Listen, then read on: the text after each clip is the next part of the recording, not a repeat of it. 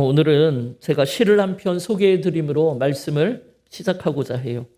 제목은 어느 무신론자의 기도이고 저자는 작년 2월 26일에 별세하신 초대 문화부 장관을 지내신 이어령 교수님입니다. 하나님, 당신의 제단에 꽃 한 송이 바친 적이 없으니 절 기억하지 못하실 겁니다. 그러나 하나님, 모든 사람이 잠든 깊은 밤에는 당신의 낮은 숨소리를 듣습니다. 그리고 너무 적적할 때 아주 가끔 당신 앞에 무릎을 꿇고 기도를 드립니다. 하나님, 어떻게 저 많은 별들을 만드셨습니까? 그리고 처음 바다에 물고기들을 놓아 헤엄치게 하셨을 때, 저 은빛 날개를 만들어 새들이 일제히 날아오를 때 하나님도 손뼉을 치셨습니까? 아, 정말로 하나님, 빛이 있어라 하시니 거기 빛이 있더이까? 사람들은 지금 시를 쓰기 위해서 발톱처럼 무딘 가슴을 찢고 코피처럼 진한 눈물을 흘리고 있나이다. 모래알 만한 별이라도 좋으니 제 손으로 만들 수 있는 힘을 주소서. 여러분, 이 시를 쓰신 이어령 교수님은 이 시대 최고 지성을 대표하는 인물로서 기독교를 하나의 문화 정도라고 생각했고, 문학과 예술을 통해 예수 그리스도가 그렇게 가까이 있었음에도 불구하고 70이 넘도록 복음을 받아들이지 않으셨던 분이에요. 그런데 그러던 어느 날 아버지의 구원을 그렇게 소원하던 딸 이민아 목사님에게 닥친 풍랑으로 인하여 하나님을 바라보게 되었고, 또 결국 예수님을 영접하게 되었습니다. 교수님이 예수님을 영접한 후에 쓰신 지성에서 영성으로라는 책에 보면 교수님은 서두에 이렇게 고백해요. 요즘 나는 70평생 동안 한 번도 하지 않던 일들을 하고 삽니다. 세례를 받은 것과 시집을 낸 것이 그렇습니다. 나이를 많이 먹은 사람들이 평소에 하지 않던 일을 하면 망령이 났다고들 합니다. 그래서인지 사람들은 나를 만나기만 하면 꼭 하는 질문이 어쩌다가 예수를 믿게 되었냐는 것입니다. 질문은 한 가지이지만 묻는 사람들의 말투는 제각각 다릅니다. 안티크리스천들은 경멸조로 묻고, 신없는 순교자를 자처하는 예술가들은 배신자를 대하듯 질책하는 투로 묻고, 타종교 사람들은 아쉬운 표정으로 금세 혀라도 찰듯이 혹은 한숨을 쉴 것처럼 낮은 목소리로 질문을 합니다. 심지어 어떤 친구는 예수쟁이 됐다면서 내뱉듯이 비웃습니다. 그러나 나는 아무 대꾸도 하지 않고 화내지도 않습니다. 세례를 받자마자 갑자기 성인이 돼서 그런 것은 아닙니다. 그 이유는 나도 얼마 전까지는 신에 대하여, 인간에 대하여, 기성의 모든 권위에 대하여 거부하는 몸짓으로 살아왔던 무신론자였기 때문입니다. 여러분, 이렇게 이어령 교수님은 딸 이민아 목사님의 투병과 죽음을 통해서 인간에 대해서 다시 생각하게 되었다고 합니다. 그러면서 우리의 삶을 주관하시는 분이 계시며, 우리의 삶을 주관하시는 분이 바로 하나님이라는 것을 깨닫고 그 하나님을 깊이 만나게 된 것입니다. 이어령 교수님의 딸 이민아 목사님은 이화여대를 조기 졸업하고 미국으로 유학을 가서 어렵게 공부한 끝에 변호사가 되었고, LA 지역 검사로 활약하면서 청소년 마약 문제를 다뤘던 분으로 아버지 이어령 교수님에게는 너무나 자랑스러운 딸이었고, 교민사회에서는 아주 성공한 한인으로 기억되고 있습니다. 그런데 그런 그녀에게 어느 날 갑상선암이라는 병마가 찾아왔고, 그로 인해 시력을 상실하는 등 너무나 큰 어려움이 닥친 거예요. 그러나 여러분, 시련은 거기에서 그치지 않았고, 큰아들이 갑자기 뇌수박염으로 죽음에 이르렀고, 둘째 아들은 특수 자폐아 판정이 나는 등 하나님은 정말 그녀를 벼랑 끝으로 몰고 가고 있으셨습니다. 그러나 그런 일들을 겪으면서 그녀는 교회를 찾아가게 되었고, 거기에서 하나님을 깊이 만나는 구원의 감격을 체험하게 된 것입니다.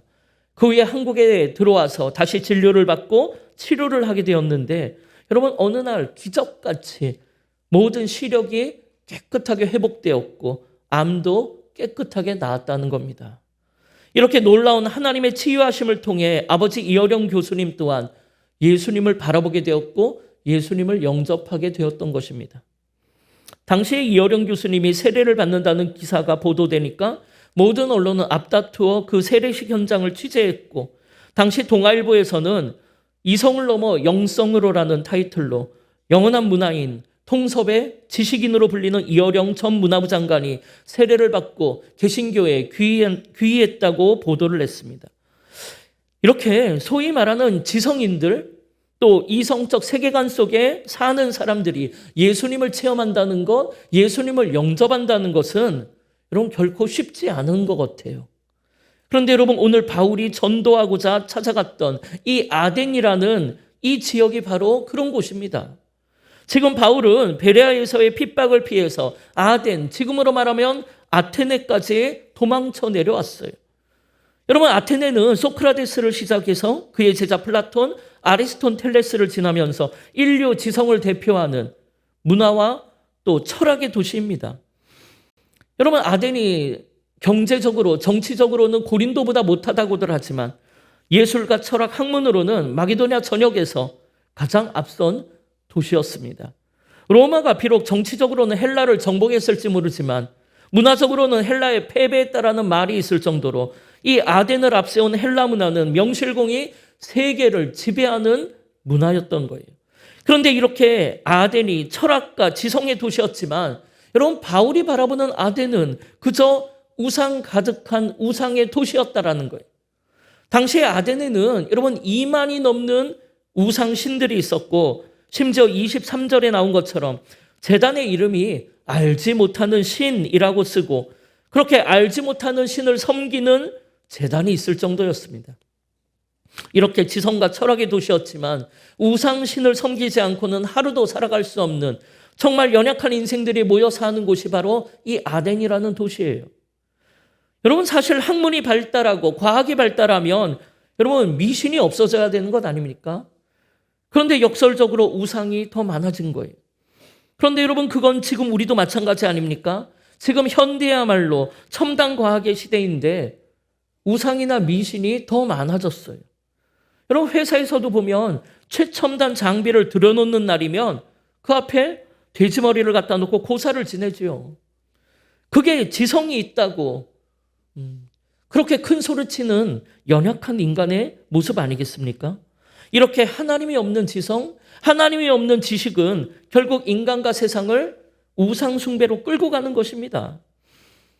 그럼 여러분은 어떻습니까? 여러분은 지금 어떤 우상에 끌려다니고 계십니까? 여러분을 지금 지배하는 우상은 무엇입니까? 여러분 이 세상을 지배하는 우상은 무엇입니까? 여러분 제가 생각해 볼 때에는 우리의 인생, 우리의 믿음을 흔들고 미혹하는 우상은 돈이라고 생각해요. 돈이 있으면 뭐든지 다 될 것처럼 생각을 하니까요. 물론 그 외에도 수많은 우상들이 우리를 흔들고 있죠. 그럼 여러분은 그런 우상으로부터 자유하십니까? 여러분 돈이라는 우상, 학벌이라는 우상에 매여 세상에서 성공하고 부유해지기 위해서 음란하고 더러운 우상들을 섬기며 살고 있지는 않습니까?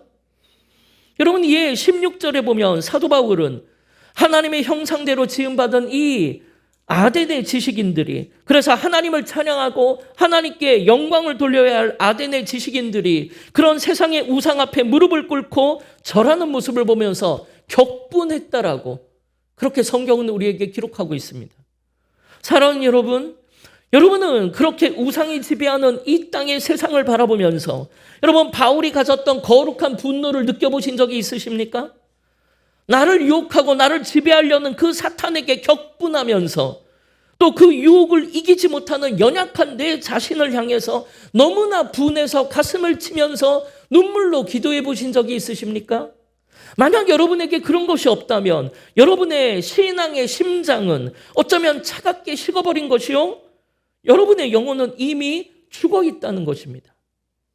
여러분 사도 바울이 빌립보서 1장 8절에 고백하는 것처럼 우리 안에 그리스도의 심장이 이식되어 있다면 다시 말해 나는 죽고 예수로 살아가는 인생이 되었다면 우상 가득한 세상을 쫓아가는 어리석고 욕심 가득한 육신의 심장은 멈춰야 하고 그런 세상 바라보며 그리스도의 심장으로 격분하는 인생이 되어야 하는 것 아닙니까? 그래야 화려한 불빛으로 우리를 유혹하는 세상 속에서 허덕이며 숨이 차오르며 그렇게 쩔쩔매며 사는 인생에서 돌이켜 담대하게 주님만 쫓아가는 믿음의 삶을 끝까지 완수할 수 있는 것 아닐까요? 여러분, 저는 교육부 사역을 오래 하면서 수많은 학생들이 학벌이라는 우상과 돈이라는 우상에 미혹되어서 세상 성공을 쫓아 하나님을 떠나는 모습을 너무나 많이 봤어요. 여러분, 일단 고3이 되면 교회를 안 나옵니다. 인류대에 들어가야 하나님께 영광을 돌린다라는 생각이겠죠. 그러나 여러분, 제가 단언컨대 그렇게 한번 떠난 아이들이 대학에 진학한 후에 다시 제자리로 돌아오는 경우를 본 적이 없습니다. 또 돌아왔다고, 설령 돌아왔다고 해도 그간의 공백으로 인해서 교회에 적응하지 못하고 자신의 이성으로 신앙을 판단하며 겉으로 빙빙 돌다가 결국 하나님으로부터 멀어지는 경우를 정말 많이 봤습니다. 그러니까 여러분, 그렇게 우리를 미혹하는 그것이야말로 우상 아니겠습니까? 사랑하는 여러분, 하나님께 정말 우리 자녀들이 하나님께 영광 돌리게 하고 싶다면 여러분, 하나님이 제일 기뻐하시는 일을 해야 되지 않을까요? 그럼 여러분, 하나님이 제일 기뻐하시는 일이 뭡니까? 당연히 예배하는 것입니다. 예배의 자리에 나와 하나님을 찬양하는 거지요. 말씀을 통해 날 향한 아버지의 뜻을 깨닫고 찬양하고 기도함으로 하나님을 깊이 체험하고 그 뜻대로 살고자 애를 쓰며 몸부림을 치는 삶을 우리 하나님 기뻐 받으실 거예요. 따라서 하나님께 영광을 돌리고자 한다면 먼저는 신령과 진정으로 예배하는 삶을 살게 해야 합니다. 그리고 남은 시간에 정말 열심히 2배로 공부해서 대학에 가야 진짜로 하나님께 영광 돌리는 것 아닐까요? 그러니까 여러분, 신앙인의 삶이라는 게 쉽지 않은 거죠. 세상 사람들보다 훨씬 더 2배로 열심히 하고 어려운 거예요. 그런데 여러분, 그렇지 않고 하나님을 떠나서 예배의 자리를 외면한 채 그저 열심히 노력해서 세상에서 성공하고 또 세상에서 높은 자리에 올라갔다고? 여러분, 그것이 하나님께 영광을 돌리는 것이 아니라는 거예요. 물론 그것이 지금 당장은 사람들에게 축하를 받고 집사님은 좋겠다라는 소리를 듣겠지만 여러분, 그렇게 세월이 20년, 30년만 지나보십시오.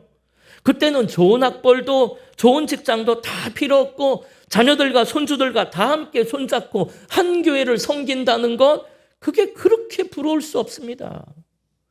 그렇게 인생의 마지막 날이 가까워지면 가까워질수록 내가 신앙을 물려주지 못했다는 것이 하나님 앞에 얼마나 죄송한지, 하나님 앞에 얼마나 부끄러운지 눈물로 회개하며 기도해 보지만 여러분, 그때는 이미 우리의 손을 떠난 경우가 너무나 많아요. 그래서 지금 바울이 그런 아버지의 마음으로, 그런 그리스도의 심장으로 아덴의 사람들을 보며 격분하고 있는 거예요. 여러분, 당시에 아덴 사람들은 매우 지적이고 철학적이었습니다. 이에 바울은 17절에 보니까 회당에서는 유대인들을 전도하고 또 장터에 나가서는 날마다 만나는 사람들과 변론했다고 해요. 그러면서 당시에 가장 인기를 얻고 경쟁 관계에 있었던 2개의 철학사죠. 에피쿠로스 학파와 스토아 학파를, 그 철학자들과도 바울은 쟁론했다라고 합니다. 여러분, 에피쿠로스 학파는 무신론자들이에요. 그들은 삶으로부터의 도피, 지적인 쾌락을 가르쳐요. 반면에 또 스토아 학파는 범신론자들이에요. 모든 게 다 신이에요. 그래서 숙명론과 복종, 고통의 감수를 가르치면서 이성을 최고의 판단 기준으로 삼았습니다. 이 에피쿠로스 학파는 죽음이라는 건 잊어버리고 살라고 가르치고, 스토아 학파는 피할 수 없는 죽음이라면 운명으로 받아들이라고 가르쳐요. 이렇게 그들에게는 인간의 존재, 인생과 죽음의 문제, 이게 굉장히 중요한 철학적 화두예요. 그런데 난데없이 바울이라는 사람이 나타나서 이들과 논쟁하며 전혀 들어보지도 못한 복음을 선포하는 거예요. 그리고 그 복음은 죽음을 이기신 예수 그리스도의 부활이라는 거예요. 이에 학문적 호기심이 많은 2 부류의 철학자들은 바울이 전하는 새로운 복음에 관심을 가졌습니다. 그래서 19절에 보면 아덴의 사람들은 바울을 붙들어 아레오바고 언덕으로 데려가면서 네가 말하는 새로운 가르침을 전하라고 해요. 여러분, 아레오바고 언덕은 당시의 재판과 또 입법을 주관하던 의회의 모임 장소예요. 또 당시에 또 종교 및 철학을 논쟁하는 곳이에요. 그런 곳으로 바울을 데려다 세운 거예요. 그리고 넌 바울에게 네가 주장하는 게 과연 무엇이냐고 묻는 거죠. 그래서 바울은 그곳에 서서 예수님에 대해서 부활에 관한 복음을 전했습니다. 죽음을 잊어버리라거나 죽음을 운명으로 받아들이라는 그 사람들 앞에서 죽음 이후에 부활이 있다는 것이에요. 우리가 돌아갈 영원한 본향, 하늘나라가 있다라고 전하는 이 바울의 이야기는 그들에게 신선한 충격을 줬던 모양이에요. 여러분, 세상에 그 어떤 것도 그 어느 누구도 이 죽음의 문제를 해결한 사람은 없습니다. 여러분, 철학사상도 마찬가지 아니겠습니까? 그러나 여러분, 우리 예수님에게는 이 죽음의 문제에 대한 확실한 해결책이 있으시죠. 여러분, 주님께서 요한복음 11장 25절 26절에 주님이 뭐라고 하셨습니까? 읽어보겠습니다. 예수께서 이르시되 나는 부활이요 생명이니 나를 믿는 자는 죽어도 살겠고 무릇 살아서 나를 믿는 자는 영원히 죽지 아니하리니 이것을 네가 믿느냐? 아멘. 여러분, 예수를 믿는 자는 죽어도 다시 살아나는 줄 믿습니다. 이에 예수님께서는 죽은 나사로의 무덤 앞에서 이 말씀을 선포하신 후에 죽은 지 나흘이나 된 나사로를 살려내신 거예요. 그리고 그 후에 다시 나사로가 사는 베다니에 오셨을 때 예수님이 오셨다고 잔치가 베풀어진 거죠. 여러분, 그 잔치 자리에 여러분, 죽은 지 나흘 만에 살아난 나사로를 옆에 앉히심으로 죄로 인해 죽을 수밖에 없는 우리를 다시 살리셔서 주님 다시 오실 때 주님과 함께 천국 잔치에 우리를 앉히시겠다라는 하나님의 약속을 상징적으로 보여준 것 아닙니까? 물론 우리는 아직 그 잔치 자리에 현실적으로 가 있지는 않지만 언젠가 주님 다시 오시는 날에 우리는 모두가 다 그곳에 앉아 있을 것이기 때문에 지금은 그날을 소망하고 기대하면서 이미 우리에게 허락한 이 구원의 감격, 이 영생의 기쁨을 누리며 이 풍랑의 세상을 이기라는 것 아닙니까? 이렇게 믿는 자들에게 부활이라는 건 사망 권세 이기신 예수님에 의해서 보장된 약속이에요. 그렇기 때문에 우리 성도들의 죽음이라는 것은 주님 다시 오시는 날까지 그저 잠을 자는 것에 불과한 거예요. 그래서 요한복음 11장 11절에 보면 나사로가 죽었다는 소식을 들은 예수님께서 친구 나사로가 잠들었다라고 이야기를 하세요. 그러나 내가 지금 깨우러 가노라 그렇게 말씀하시는 것 아닙니까? 이렇게 부활은 잠자던 자가 다시 깨어나는 겁니다. 여러분, 우리 중에 밤에 이불을 피고 잠을 자는 가족을 바라보면서 울거나 절망하는 사람은 없잖아요. 왜 그렇습니까? 우리가 밤에 잠을 자는 것은 다음날 아침까지 편안한 쉼을 얻는 시간이니까요. 이렇게 성도의 죽음은 그저 주님 다시 오시는 날까지 편안한 안식을 누리는 과정입니다. 그러므로 주 안에서 죽는 사람은 비록 육신은 다시 흙으로 돌아가겠지만 여러분, 죽어서 망하는 사망의 허망한 인생이 아니고 소망의 천국을 약속받고 잠시 세상과 헤어져 안식을 누리는 별세의 축복된 인생인 겁니다. 여러분, 이것이 바로 부활의 소망, 여러분 천국의 복음 아닙니까? 따라서 철학도 세상 지식도 우리 인생의 해답이 될 수가 없습니다. 오직 예수 그리스도만이 우리 인생의 해답이 되는 줄 믿습니다. 아덴 사람들에게 필요한 것은 알지도 못하는 신이 아니라 바로 이 복음의 말씀이에요. 이것은 지식이 충만한 현대의 우리도 마찬가지예요. 여러분, 서두에 말씀드렸던 이어령 교수님은 딸 이민아 목사님이 투병을 하면서도 새벽마다 성전에 가서 새벽제단 쌓는 것을 바라보면서 딸에게 해준 것이 아무것도 없어서 너무나 마음이 아파하셨대요. 그래서 어떻게 하면 딸이 행복할까 생각하셨다고 합니다. 그래서 어느 날 새벽 예배 가는 딸에게 이렇게 말했어요. 목사님한테 가서 나 세례 받고 싶다라고, 세례 받겠다라고 가서 얘기해라. 이에 이민아 목사님은 너무나 기뻐서 한 걸음에 교회로 달려갔고 그렇게 오래도록 아버지를 구원해달라고 기도하던 딸의 소원이 이루어진 것입니다. 그런데 여러분, 이어령 교수님이 딸에게 말은 그렇게 하셨지만 막상 세례를 받으려고 하니까 고민이 되더래요. 그래서 온누리교회 하용조 목사님께 가셔서 부탁이 있다고 찾아가셨어요. 그래서 한국에서 내가 세례를 받으면 여러 사람들이 보게 될 거고 매스컴도 보도할 텐데 그러니까 나 조용히 세례 받고 싶다고. 그래서 눈에 띄지 않는 외국에 가서 세례를 주시면 안 되겠냐 그랬어요. 마침 목사님이 일본에 선교차 러브소나타 하시느라고 일본에 선교차 가는 일정이 있으셨는데 딱 그 일정에 교수님도 일본에 강의가 있으셨대요. 그래서 그때 호텔방에서 세례식을 하기로 약속을 한 거죠. 그런데 여러분, 그날 막상 세례를 받으려고 호텔에 들어가니까 그 일본 집회를 목사님 혼자 오신 건 아니었잖아요.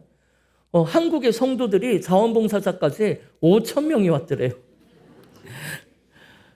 그래서 그 중에 한 몇백 명이서 몇백 명의 성도들이 그 세례식이 있다는 이야기를 듣고 지켜보게 되었고, 그 소식을 들은 수많은 보도진과 또 TV 카메라도 벌써 세팅되어서 촬영하고 있더래요. 이어령 교수님은 너무나 당황한 표정으로 들어오셨지만 일사천리로 세례식이 진행되는데, 참으로 놀라운 것은 그 수많은 사람들이 지켜보고 있는데도 그 사람들이 전혀 신경이 쓰이지 않더래요. 그리고 더 나아가 세례를 받는 동안 정말 주체할 수 없는 눈물이, 뜨거운 눈물이 쏟아져 내렸다고 합니다. 보통 때 같으면 교수님의 성격상 사람들을 의식해서 참았을 거예요. 이어령 교수님은 그 눈물을 이렇게 설명하세요. 인생을 살아오면서 지금까지 나는 혼자 싸워오는 인생이었다는 거예요. 그런데 그 시간 주님께서 내 손을 꽉 붙잡고 내 편을 들어주시는데, 흙투성이가 된 옷을 털어주시는 것 같았고 깨진 무릎을 호흡 불어주시는 것 같았다라고 합니다. 꼭 어머니 품에 안긴 것처럼요. 여러분, 세례를 받는다는 것, 여러분 예수님을 믿는다는 것, 하나님의 자녀가 된다는 것이 여러분 그런 느낌 아닌가요? 여러분, 우리도 새가족 수료식 때 수료 소감을 들어보면은 우리 교회에 처음 오셔서 예배를 드리는데 그렇게 편안하고 따뜻하고 정말 하나님 품에 안긴 것처럼 눈물이 주체할 수 없는 눈물이 흘렀다라고 말씀하시는 분들이 많이 계시잖아요. 여러분, 주님께서 늘 말씀하셨잖아요. 수고하고 무거운 짐진 자들아 다 내게로 오라. 내가 너희를 쉬게 하리라. 사랑하는 여러분, 오늘 우리 주님이 주시는 그 샬롬의 평강이 여러분의 마음에, 여러분의 인생에 가득하시기를 주님의 이름으로 축원합니다. 그러면서 그때 국민일보에 이어령 교수님을 인터뷰한 내용이 신문에 실렸어요. 교수님, 어떻게 예수님을 주님으로 받아들이실 결심을 하셨냐고. 그 물음에 딸이 자신을 괴롭히던 그 모든 질병과 또 자녀의 문제들을 모두 다 하나님께 맡기고 믿음으로 그걸 극복하는 것을 보고 그랬다라는 거예요. 다시 말해, 육신의 아버지가 아니라 하늘의 아버지가 그 모든 것을 기적같이 고치시고 회복하시는 모습을 보고 그 마음이 생겼다는 거예요. 나는 그동안 딸에게 해준 것이 하나도 없었습니다. 일찍 등단하면서 가족들에게 사랑을 베풀지 못했고, 그래서 우리 아이들은 제 사랑을 받지를 못했습니다. 그래서 딸 미나에게 늘 나는 죄의식을 가지고 살았습니다. 그런데 그러던 어느 날, 딸의 문병을 가던 날, 하와이에 작은 교회가 있어서 그 교회에 들어가 처음으로 하나님 앞에 기도했대요.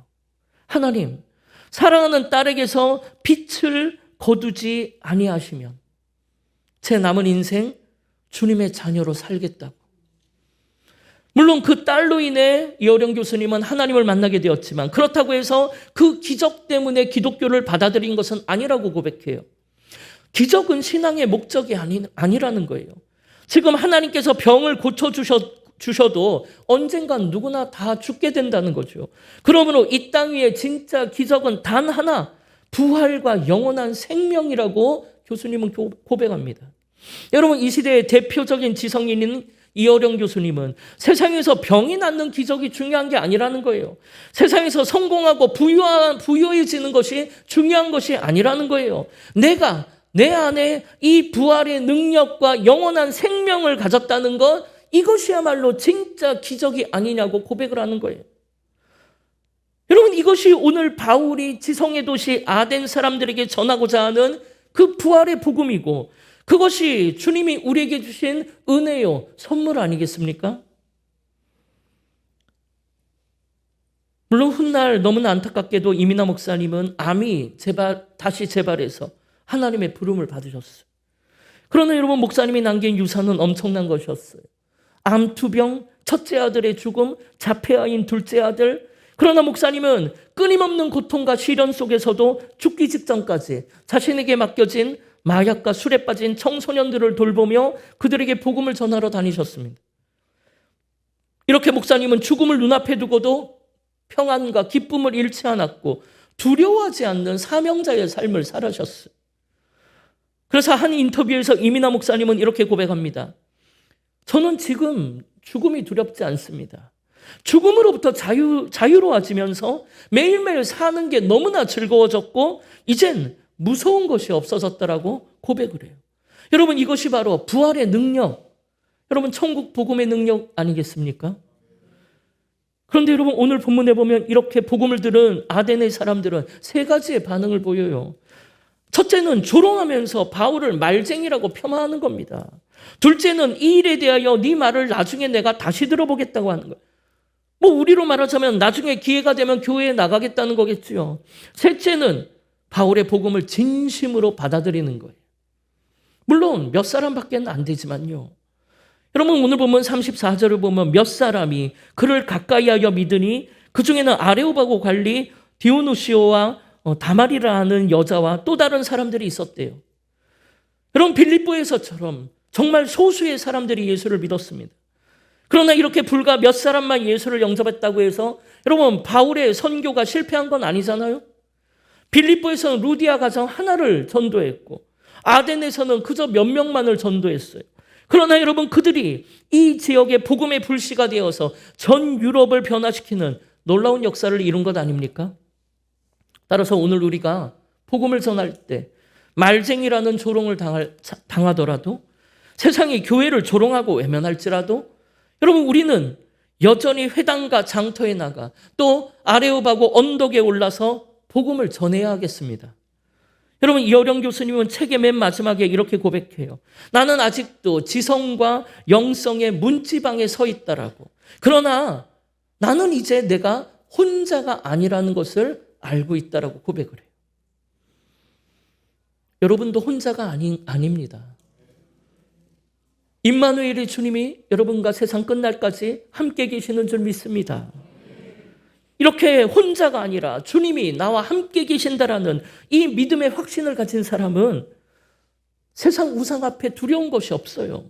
밥을 굶든 먹든 학벌이 있든 없든 세상에 어떤 권세보다도 더 권세가 있고 세상에 어떤 부자보다 더 부자라고 교수님은 고백해요. 사랑하는 여러분, 내가 복음을 전함으로 평생에 단 한 사람만 예수를 영접해도 상관이 없습니다. 그 한 사람이 훗날 이 지역을, 이 나라와 민족을 변화시키는 소망의 불씨가 될 거니까요. 이에 이번 한 주간 여러분 살아가실 때 여러분 혼자 세상 살아가는 것이 아니고 임마누엘의 주님이 여러분과 함께 하신다라는 그 믿음으로 부활의 소망, 영생의 기쁨을 누리면서 여러분 천국 복음을 전하시는 축복의 통로가 되기를 주님의 이름으로 축원합니다. 아멘. 우리 이 시간 주보에 있는 찬양 함께 믿음으로 고백합시다. 여러분, 이 찬양 드릴 때 세상 의지하지 말고 오직 주님만 의지하며 살겠다라는 믿음의 결단이 있기를 바랍니다.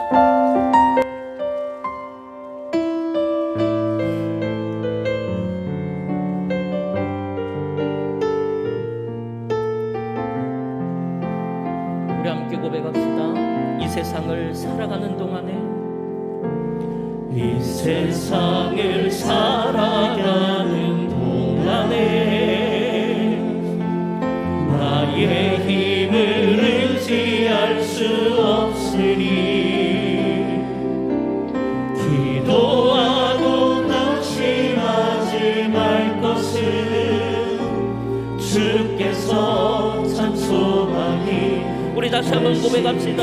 이 세상을 살아가는 동안에, 이 세상을 살아가는 동안에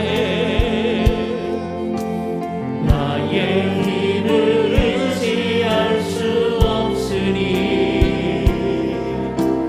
기도하고 낙심하지 말 것은 주께서 참 소망이 되심이라. 하나님의 나의 미전이 되고 예수님의 성품이 나의 인격이 되고 성령님의 권능이 나의 능력이 되길 원하고 바라고 기도한 주의 길을 걸어가는 동안, 주의 길을 걸어가는 동안에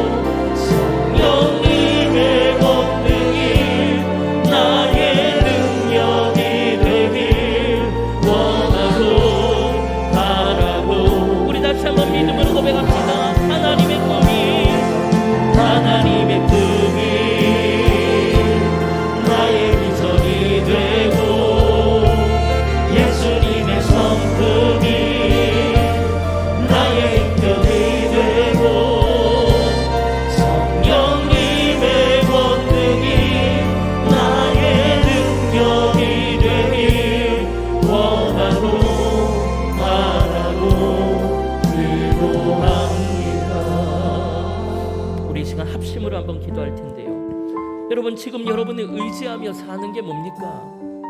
여러분, 그것이 세상이라면 여러분 그런 세상의 우상 여러분 주님 앞에 다 내버리시기 바랍니다. 여러분, 그거 의지하며 살아봐야 여러분 낙심과 절망과 눈물뿐이었잖아요. 여러분, 그것을 버리고 오직 주님만 의지하며 살겠다라고 고백하십시오. 아멘. 그래서 부활의 능력과 영생의 기쁨 누리며 하나님의 꿈을 이루는 인생 되게 해달라고 여러분 이 시간 주의 이름을 한번 부르며 합심으로 기도하겠습니다.